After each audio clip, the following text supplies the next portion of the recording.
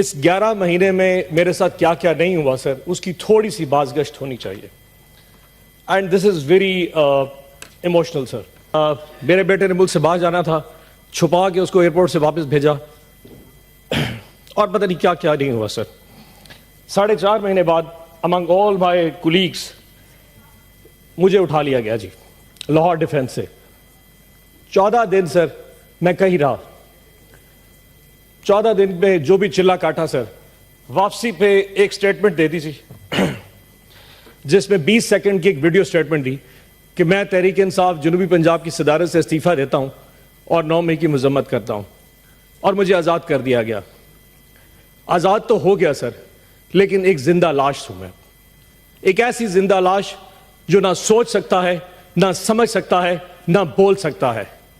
मुझे नफरत होती जा रही है सर इस ऐवान में बैठ के, इस तस्वीर की तरफ देखते हुए, जो मुझे इस चीज का यकीन दिलाती है कि मैं आजाद हूं। मैं आजाद नहीं हूं। अगर मुझ में सोचने समझे की सलाहियत ये रियासत नहीं दे सकती तो मेरा यहां जीने का हक भी नहीं बनता। कौन होता है कि मुझे डिक्टेट करे कि हम ना बाज आएंगे मोहब्बत से, जान जाएगी और क्या होगा सर।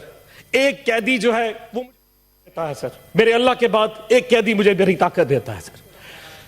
वो जेल में बैठा जरूर है सर, लेकिन मुस्कुरा रहा है, इस पूरे निजाम पे मुस्कुरा रहा है। उस एक कैदी ने इस पूरे मुल्क को में असल हकीकी आजादी दी है सर। एक कैदी ने, 70 साल पहले कोई आजादी नहीं थी, उस एक कैदी ने 8 फरवरी को जो हमें आजादी दी है वो इस कौम याद रखेगी उस कैदी को सर।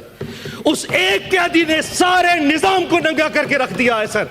उनके कैंप्स में जाके सर, वहां से पर्ची बनवा रही थी, एंड पे जाके खौफ में जाके वोट इमरान खान के कैंडिडेट को दे रही थी, किसी बैंगन को, किसी जूते को, किसी सब्ज मिर्चों को, जो जो भी निशान थे। 5 बजे रात को कौम ने सोचा कि हमने अपना फर्ज अदा कर दिया।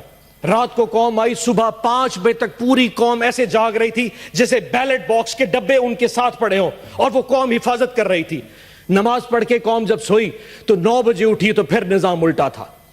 जो सीटें हम 136 40 तक जीत चुके थे वो वापस 100 पे आ गई, और आज वो सीटें कम होती होती 93 पे पहुंच चुकी हैं। ताज साहब, आप तो अपनी रोते हैं सर, हमारी सुनिए कि जिन लोगों के पास फॉर्म 47 इशू हो गया, फॉर्म 45 तो प्रिजाइडिंग ऑफिसर से लिया ही नहीं गया। रिटर्निंग ऑफिसर ने बगैर फॉर्म 45 देखे फॉर्म 47 के रिजल्ट इशू कर दिए। फैसला पहले हो चुका था कि किसको किस औकात पे रखना है। हमारी औकात भी डिफाइन कर दी, लेकिन हमारी औकात से हम बाहर निकल चुके थे। फॉर्म 47 इशू कर दिए गए सर। उसके बाद कैंडिडेट्स को कहा कि अगर तुम लोगों ने नून लीग या आईपीपी जाना है तो जाओ, अगर नहीं जाओगे तो फॉर्म 47 भी चेंज कर देंगे, तुम्हें रिकाउंटिंग में हरवा देंगे।